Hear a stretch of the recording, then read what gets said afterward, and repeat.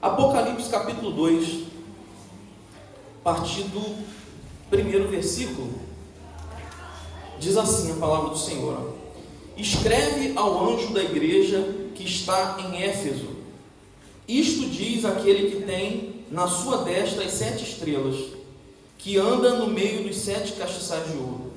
Eu sei as tuas obras, e o teu trabalho, e a tua paciência, e que não podes sofrer os maus, e puseste à prova os que dizem ser apóstolos, e o não são, e em tudo os achaste, e tu os achaste mentirosos, e sofreste, e tens paciência, e trabalhaste pelo meu nome, e não te cansaste. Tenho, porém, contra ti, que deixaste a tua primeira caridade, ou o teu primeiro amor. Lembra-te, pois, de onde caíste, e arrepende-te, e pratica as primeiras obras. Quando não, brevemente a ti virei, e tirarei do seu lugar o seu castiçal, se não te arrependeres. Tens, porém, isto, que aborreces as obras dos nicolaítas, as quais eu também aborreço. Quem tem ouvidos, ouça o que o Espírito diz às igrejas. Ao que vencer, dar-lhe-ei de comer da árvore da vida, que está no meio do paraíso de Deus. Até aqui, irmãos. Pai, fala conosco através da Tua palavra, mais uma vez. Teu Espírito complete aquilo que o Senhor começou a fazer já desde o louvor. Possamos sair daqui conscientes daquilo que o Senhor deseja para a nossa vida, o Teu desejo, no nome de Jesus. Amém. Irmãos, João, ele escreve o livro do Apocalipse, o apóstolo João, e ele escreve no momento que ele está exilado na ilha de Patmos, vivendo um momento de privação.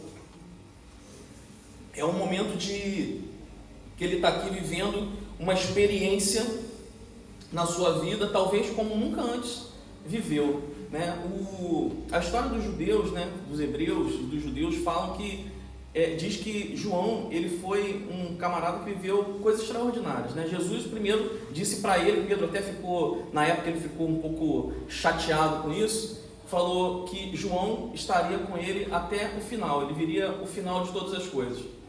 E Jesus não explicou muito bem como seria. Hoje a gente entende que Deus deu a revelação do final dos tempos para ele, E Pedro na hora ficou meio indignado com aquilo. E Jesus falou para Pedro assim: Pedro, o que te importa se ele vai viver até o final? Não se mete nisso. Para cada um eu tenho uma experiência, e para João vai ser essa. E João tem a experiência de viver isso, de ser exilado, preso numa ilha, e na ilha, nesse momento de tamanha privação e angústia, ele recebe a maior revelação que ele poderia receber da parte de Deus. Mesmo sendo um homem que depois foi mergulhado em caldeirão de óleo quente, nada lhe aconteceu, viveu outras experiências singulares, mas como essa aqui, como a revelação do Apocalipse, eu acredito que ele não tenha vivido, E essa experiência tem tudo a ver com a nossa vida, porque às vezes a gente passa por provações, algumas provações pequenas em relação a que João passou, e a gente não consegue mais vislumbrar as coisas de Deus, as maravilhas de Deus. E ele conseguiu obter do Senhor, mesmo com tanta privação, com tanta dificuldade, ele conseguiu ter essas revelações maravilhosas. No capítulo 2 de Apocalipse, João vai então descrever para a gente, ele recebe uma revelação sobre as 7 igrejas da Ásia, E a primeira delas é Éfeso. E aí Jesus vai dizer para João algumas coisas acerca da igreja de Éfeso, e ele vai escrever para essa igreja, para o anjo da igreja, para o pastor dessa igreja, dizendo que Deus pensava, o que o Senhor Jesus pensava acerca dessa igreja. E é interessante o que Jesus ele vai falar. Deus vai dizer que conhecia as obras da igreja de Éfeso. Ele estava atento às obras, assim como está atento às obras que nós fazemos. Assim como Jesus está atento a tudo que você faz para Ele, a tudo que você faz na sua vida, Ele está acompanhando cada detalhe da nossa vida. E Ele vai perceber que essa igreja, ela é uma igreja que trabalha. É uma igreja que ela não está apática, parada. É uma igreja que está envolvida com as coisas dele. É uma igreja que está trabalhando para poder ganhar almas. É uma igreja que está trabalhando para alcançar os propósitos de Deus. Elas estavam em obra, fazendo a obra do Senhor. E Jesus ele vai mostrar nessa carta aqui, e eu queria que a gente atentasse para isso, 3 elementos que precisam fazer parte da nossa vida, né? Da vida de todo crente. Se algum dia você abriu a sua boca, ou no seu coração, aceitou a Jesus como Salvador e disse, agora eu sirvo a Deus, eu entreguei a minha vida para Jesus. Então são 3 elementos que precisam fazer parte da sua vida e da minha vida no reino. Primeiro, trabalho. Amém? Guarde aí, trabalho. Segundo, paciência, que significa perseverança. Paciência não é só de esperar, mas é de perseverar, tá? Naquilo que está fazendo e para Deus. E terceiro, sofrimento. Ai, pastor, você vai falar de sofrimento. É inevitável nós falarmos de evangelho, falarmos de Cristo, falarmos de viver uma vida para Cristo e não falarmos de sofrimento. O sofrimento faz parte integrante do evangelho de Cristo. Nós não temos como fugir disso. Jesus não nos escondeu isso. Ele disse, no mundo tereis aflições, mas tende bom ânimo, eu venci o mundo. Se a nossa segurança está nele, se nós morremos com ele e ressuscitamos com ele, nós também passaremos por tribulações, por provações, mas também seremos vitoriosos.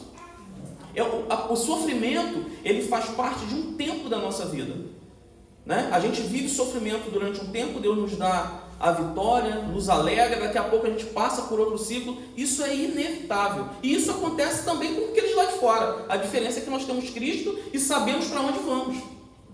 Como isso vai terminar, né? Diferente daqueles que não conhecem o Senhor, que vivem um sofrimento, e um sofrimento vai chamando outro sofrimento, porque vão tentando fazer coisas, e aí você cai num abismo, um abismo chama outro abismo, e a vida só vai piorando. No nosso caso, a gente sabe que vai passar por isso, mas temos o escape do Senhor, o cuidado de Deus, o Pai que nós cantamos aqui, né? Abba Pai, é paizinho, é aquele Pai que tem todo carinho, que nos carrega no colo muitas vezes, quando a gente nem sequer consegue andar. Então essa é a diferença da igreja para aqueles que ainda não aceitaram Jesus, não conhecem o Senhor Jesus. E aí Jesus, ele vai mandar João escrever para essa igreja algumas coisas. Vou começar por essa aqui, ó. Sei que não podes, olha o que o Senhor manda ele escrever. Sei que não podes suportar os maus. Ele olhava para aquela igreja e sabia que aquela igreja não podia suportar os maus crentes, os falsos apóstolos, porque apareciam muitas pessoas dizendo que era apóstolo, que era isso, que era aquilo, e que na verdade não faziam nada daquilo que Deus desejava, viviam uma vida de qualquer maneira, e essa igreja era uma igreja que se importava com isso e ficava irritada. Não, nós não vamos aceitar isso. Nós queremos viver uma vida de retidão, nós queremos viver uma vida de santidade, e ela não permitia que isso crescesse dentro da igreja. Era uma igreja nesse nível. Ela amava tanto a Deus, a igreja de Éfeso, que ela não permitia. Pessoas que vinham colocar, e a gente vai ver mais para frente aqui, doutrinas que não tinham nada a ver com a palavra dentro da igreja. Era uma igreja que se importava com a verdade do Evangelho. Então é para essa igreja aqui que Jesus está dizendo, então não pode suportar o mal, não pode suportar os falsos crentes, os crentes mentirosos, né? E o próprio Senhor Jesus, ele vai dar uma instrução para Paulo, e Paulo vai trazê-la para nós, né? Por revelação, e ele vai falar o seguinte: olha, vocês não precisam deixar de se envolver com as pessoas que estão lá fora, não. Se eles forem beberrões, se eles forem devassos, está tudo certo, você tem que conviver. É luz no meio das trevas, amém?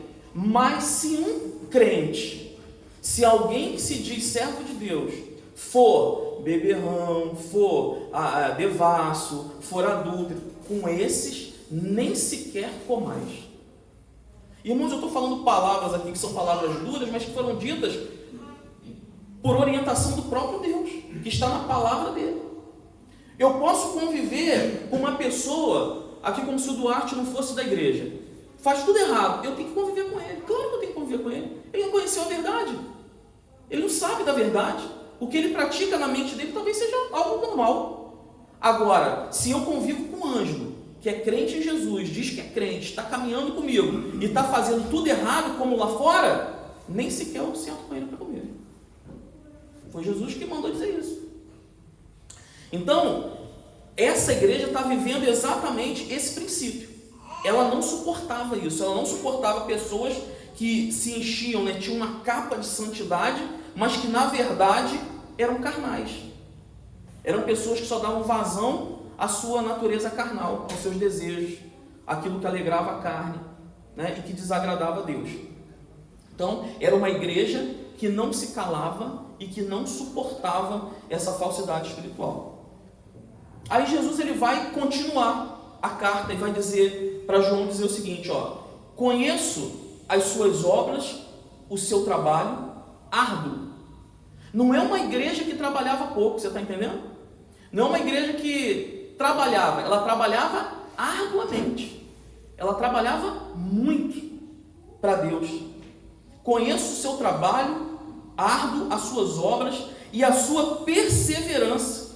Sei que você não pode tolerar homens maus, que pôs à prova os que dizem ser apóstolos, mas não são, e descobriu que eles eram impostores. Colocou à prova. É pela conduta que você conhece. A árvore se conhece pelos frutos.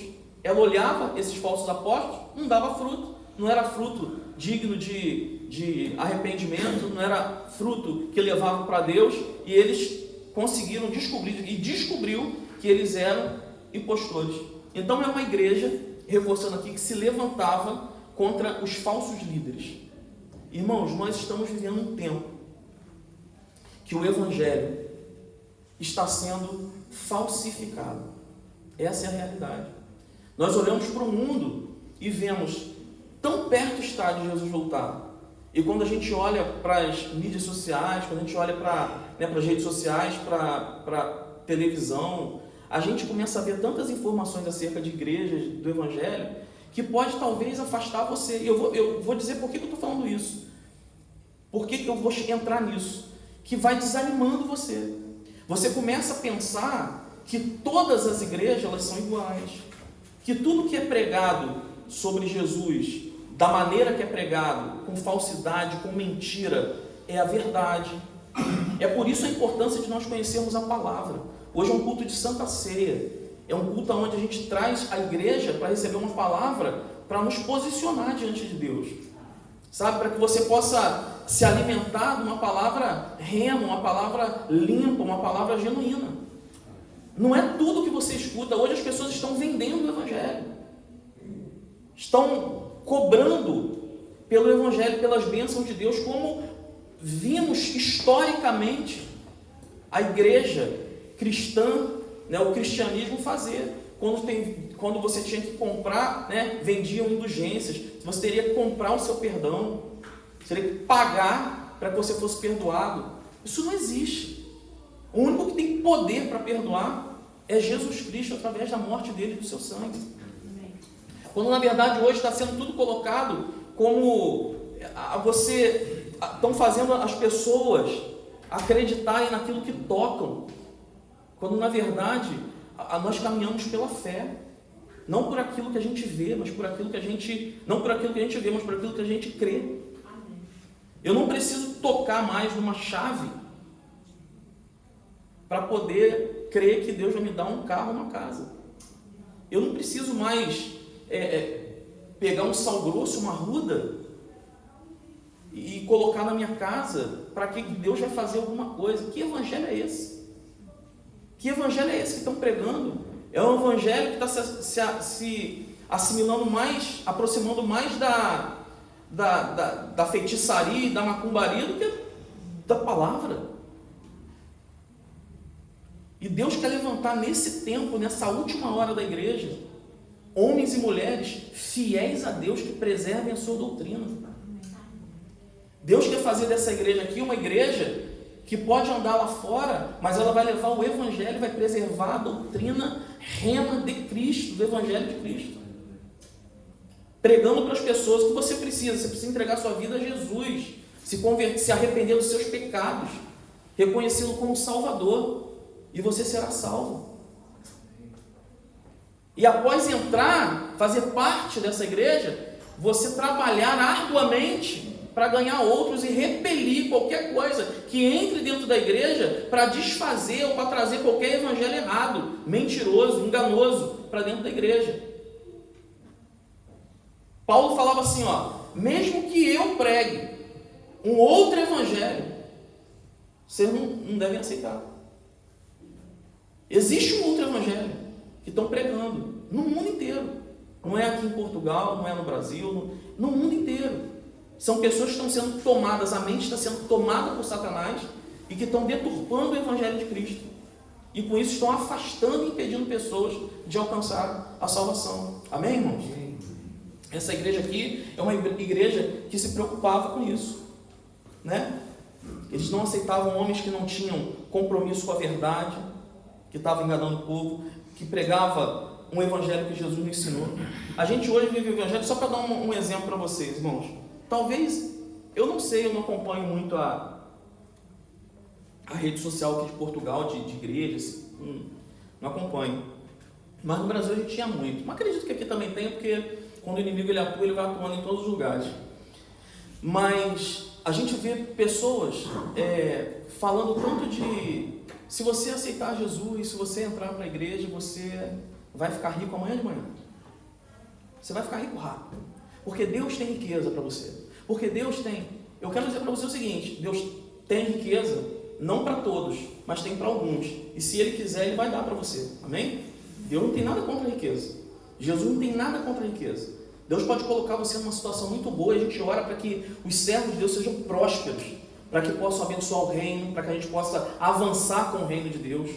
Até aí está tudo bem. Mas a gente não pode dizer que Jesus veio pregar esse evangelho, porque a gente não encontra isso nos evangelhos. Quem fez isso, ao contrário, foi Satanás. Esse tipo de evangelho aí é de Satanás, que leva Jesus para o monte e fala, se prostrado me adorar, tudo que está aí será teu. Quem ofereceu riqueza foi o diabo, não foi Jesus. Tá certo? Então as pessoas estão confundindo, estão sendo envolvidos pela mentalidade do inimigo e estão trazendo isso para dentro da igreja. E o Senhor quer nos vacinar em relação a isso. O Senhor quer deixar você vacinado para não pegar esse vírus maligno de um evangelho que Jesus não pregou.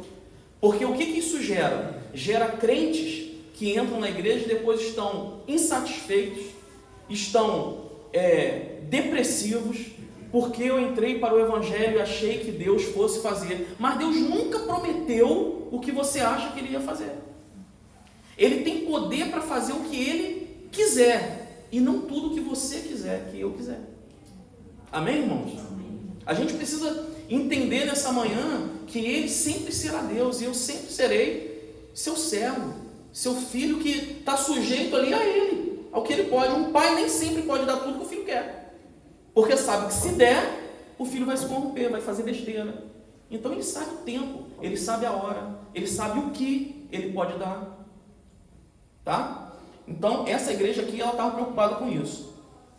E aí eu coloquei aqui líderes que estão gerando crentes supersticiosos. É isso. Eu vivi um tempo da minha vida, irmãos, eu acho que vale a pena falar. Há 40 anos de evangelho, eu já vi muita coisa, né? E assim, um tempo da minha vida eu era pastor auxiliar numa igreja. E para mim era muito difícil conviver com aquilo, mas eu tinha que ter submissão ao ministério que eu estava, né? Eu estava debaixo de autoridade, então eu não concordava comigo, mas eu aguardava o tempo em que Deus ia fazer alguma coisa, mas eu não poderia me rebelar contra, né? Mas quando eu ouvia algumas coisas assim que me incomodavam, do tipo, você pega, talvez isso choque alguém aqui, tá? Mas antes de te chocar, creia que eu estou falando a palavra, eu não prego nada fora da palavra, você pode confirmar na palavra como os crentes de Bereia. Pega óleo ungido e passa na porta, na parede, no carro. Eu ficava olhando aquilo e falei, mas tem alguma coisa errada. Porque eu não preciso de óleo ungido na parede, na porta, no carro, para poder Deus guardar os meus bens. Entenda isso, irmãos. Quem guarda os meus bens é a pessoa maravilhosa de Jesus. O sangue dele O sangue dele, aquele que foi passar, que as pessoas pegam como o óleo é a mesma coisa do sangue lá no Egito, que passou nas portas, o inimigo não tocou com morte. Fazem uma salada com as coisas de Deus e que não tem nada a ver, porque o sangue de Cristo não é para coisas. Ângelo, o sangue de Cristo é para pessoas. Você está entendendo isso? O sangue de Cristo nunca foi para bem material. Jesus nunca morreria por uma televisão, por um teclado, por uma mesa. Jesus, ele morreu por mim e por você. Amém. O óleo na Bíblia, no Novo Testamento, que é onde a gente se baseia, porque o que está no Antigo é sombra, no Novo Testamento, aparece 2 vezes falando sobre enfermidade. Óleo ungido pode ser usado se Deus orientar para enfermidade. Mesmo assim diz, chame os presbíteros, né, para ungir com óleo, e a oração da fé curará o enfermo. Nem para isso o óleo serve. O óleo serve para qualquer outra coisa, mas a oração da fé é que cura o enfermo. Amém, irmãos? Amém. Eu estou falando Bíblia. Eu poderia inventar muita coisa. Eu poderia trazer a água de Israel. Eu poderia fazer qualquer coisa. Mas a Bíblia não me diz isso. A Bíblia, o Evangelho é muito simples. O Evangelho é uma pessoa. Jesus Cristo de Nazaré. Aleluia. E Deus, ele quer descortinar isso para nós. E olha o que ele continua falando para essa igreja. Você tem perseverado e suportado sofrimentos por causa do meu nome, e não tem desfalecido. Olha só, não te cansares. Essa igreja estava suportando, aqui perseverando e suportando sofrimento por causa do nome de Jesus.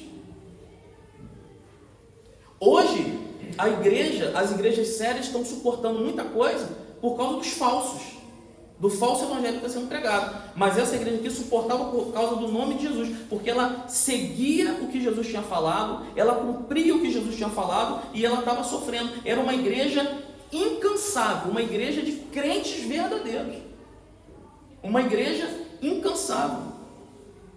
E aí isso aqui me causa espanto, irmãos, quando eu leio isso, quando eu li isso. Olha o que diz Apocalipse, capítulo 2, versículo 4. Contra você, porém, tenho isso. Irmãos, olha o histórico da igreja que eu mostrei para vocês. É uma igreja top, não é? Como diz aqui o João, top de gama, é isso? Topo de gama, né? É uma igreja, ó, lá em cima. Bem, só que Jesus vai falar assim, ó, contra você, porém, tenho isto. Você abandonou o primeiro amor. Que coisa, irmãos. Tudo isso que era tão lindo para Deus, que era tão importante para Deus, que Jesus estava olhando, mesmo assim ele falou, só tem um detalhe nisso tudo. Tudo que você está fazendo, está lhe faltando uma coisa. E não pode faltar. A gente pode ser isso tudo, mas não pode faltar isso. O primeiro amor. O amor por Jesus. Fazer por amor a Ele. E aí, na minha mente, né, essa igreja é uma igreja que ela, na minha opinião, ela caiu num ativismo religioso. Ela trabalhava sem parar. Ela impedia os falsos, porque conhecia a palavra, mas estava fazendo aquilo sem amor, estava fazendo isso por um ativismo. Por um ativismo. E Jesus não quer que a gente caia num ativismo religioso. Deus quer que você preserve e faça tudo o que você fizer com amor. E o que pode ter gerado isso, irmão? Isso aqui, quando fala de amor, primeiro amor, é o amor por Ele. E quando a gente ama Ele, a gente ama o próximo. Talvez eles estivessem fazendo tudo isso, mas não estavam amando as pessoas, às vezes que chegavam, estavam mais preocupados com isso tudo que é de fundamental importância, mas estavam fazendo sem amor. Eles estavam vivendo para com Deus uma servidão, ao invés de servi-lo por amor. Eu faço porque eu aprendi assim, e eu faço com toda a minha força, mas sem amor, sem amar o reino, sem amar a Jesus, sem ter o verdadeiro, porque quando a gente faz com amor, irmão, se você ama alguém, ainda que essa pessoa, ela não faça o que você quer, ainda que essa pessoa às vezes libere uma palavra que te entristece, você deixa de amar? Não. É só pegar um filho, uma mãe, um pai, uma mãe e um filho. O filho às vezes faz coisas que dá vontade de dar uns tapinha, mas o amor não diminui. Nós amamos do mesmo jeito. Essa igreja aqui, ela estava perdendo o amor. E aí eu me perguntei, né? Eu falei, Senhor, mas o que pode gerar isso numa igreja dessa? Que trabalhava tanto, que fazia tanta coisa importante. Às vezes a falta da perseverança, né? Essa perseverança que ela tinha no início, pela falta de ver, à medida que ela combatia, daqui a pouco vinha outro, falso. Combatia mais uma coisa, aí vinha outra coisa para dentro da igreja. Aí combatia os nicolaítas, vinha outra coisa, outra doutrina para dentro da igreja. As pessoas vão desanimando. Na nossa vida nós vamos passando por embates como crentes em Jesus, que dependendo dos embates, eles têm o poder, se nós não estivermos ligados, de nos desanimar, de ir minando o amor que nós sentimos pelo Evangelho. Quando a gente se pega e se dá conta, a gente está vindo à igreja por costume, a gente está lendo até a Bíblia, mas por costume, só por ler, como um livro qualquer. A gente está no meio da igreja cantando um louvor por costume.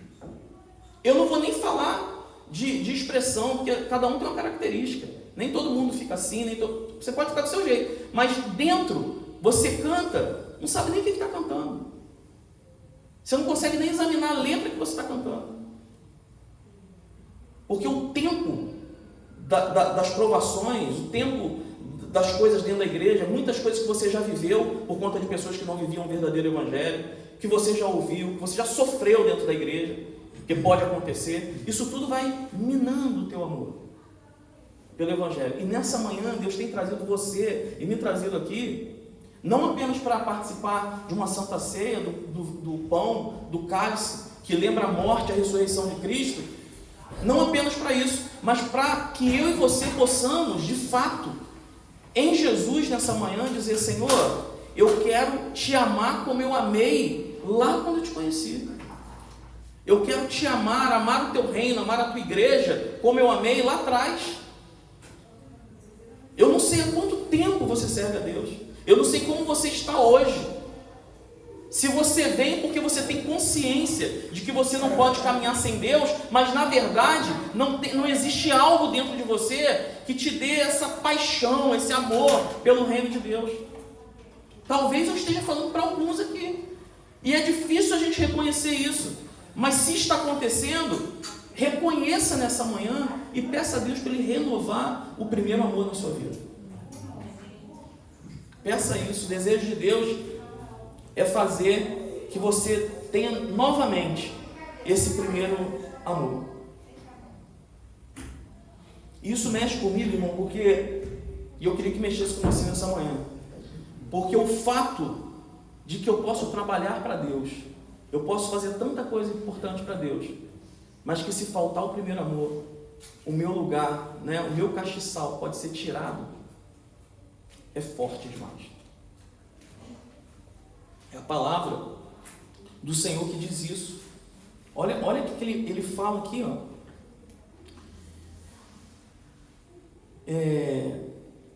O versículo 5, ó. Lembra-te, pois, de onde caíste. Aonde que foi? Onde que aconteceu alguma coisa que esse amor foi minado? O que aconteceu que mexeu comigo? Ele fala, lembra de onde caíste e arrepende-te, e pratica as primeiras obras. Porque se você não fizer, brevemente virei a ti e tirarei do seu lugar o teu castiçal, se não te arrependeres. Você pode estar fazendo tanta coisa para Deus, mas se fizer sem amor, aí me lembro que a gente estudou aqui ontem. Ontem nós estudamos sobre as coroas do Antigo Testamento, né? São galardões que Deus vai nos dar. E que tudo que a gente faz para Deus, toda a nossa obra, ela vai ser provada no fogo. Quando nós formos arrebatados, né, haverá o tribunal de Cristo, que não vai ser para condenação, vai ser para premiação, onde Deus vai nos premiar, vai nos galardoar. E as palavras, essas coroas né, que Deus ele vai nos... Obrigado. A coroa que Deus vai nos dar, são coisas espirituais, galardões que Ele vai nos dar, será provado no fogo. E a Bíblia diz que aquilo que queimar, a obra que nós fizemos para Ele, queimar, teoricamente fizemos para Ele, queimar, não vai valer de nada. Só as que não queimarem. Ou seja, há possibilidade de fazermos coisas aqui, achando que estamos fazendo para Deus, porque se trata de coisas ligadas à igreja, mas que na verdade para Deus não tem sentido, porque eu não faço com amor, não faço com verdade. Você está entendendo? Então é isso que está acontecendo com essa igreja, né? O trabalho, ele não substitui o amor. Lembra-te de onde caíste e arrepende-te. Esse versículo 5 é um conselho. Agora o versículo 6, a gente já está caminhando aqui para o final. Deus está de acordo com a atitude dessa igreja em odiar a obra dos nicolaítas, que eram pessoas que vinham com doutrinas estranhas ao Evangelho para tentar implantar, né? Tanto é que ela fazia depois uma junção com a doutrina de Balaão, que tentava enganar o povo de Deus. Mas isso não é suficiente para permanecer na presença de Deus. Amém, irmãos? Então você pode ser algo assim, alguém guerreiro, não deixa nada que é fora do Evangelho penetrar, né? Isso a começar por mim, né? Até você. A gente pode lutar, mas se estiver fazendo sem amor, não adianta. Versículo 7. Aquele que tem ouvidos ouça o que o Espírito diz à igreja. Ao vencedor. Quem é o vencedor? Aquele que preservou o primeiro amor. Aquele que nessa manhã tem a oportunidade de pedir: Senhor, traz de volta para mim o primeiro amor. Eu quero amar, eu quero fazer as coisas de Deus, eu quero abençoar alguém lá fora da igreja, das quatro paredes, mas eu quero fazer com amor. Eu não quero fazer porque um dia me falaram assim, é bom abençoar, melhor é dar do que receber. Isso tudo a gente guarda na cabeça, irmãos. A gente não pode entrar no evangelho automático, você está entendendo? Você precisa orar para que você vá lá para fora e tudo que você faça, a mínima coisa que você fizer, dentro ou fora da igreja, o fato de você estar numa porta na igreja, de você lavar um banheiro, de você varrer um chão, que você faça com amor, para que essa obra não seja queimada e que você possa ser perseverante até o fim, para que Deus possa te chamar de vencedor e dizer isso aqui, ao vencedor darei o direito de comer da árvore da vida que está no paraíso de Deus.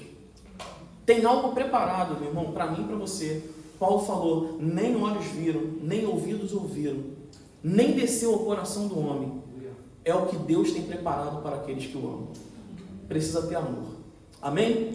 Que nessa manhã Deus restaure, resgate o amor pela obra dele, por ele, pelo reino dele, pelas coisas dele, para que você possa ser vencedor e em breve, né, nós nos encontrarmos com o Senhor na glória. Amém? Vamos ficar de pé.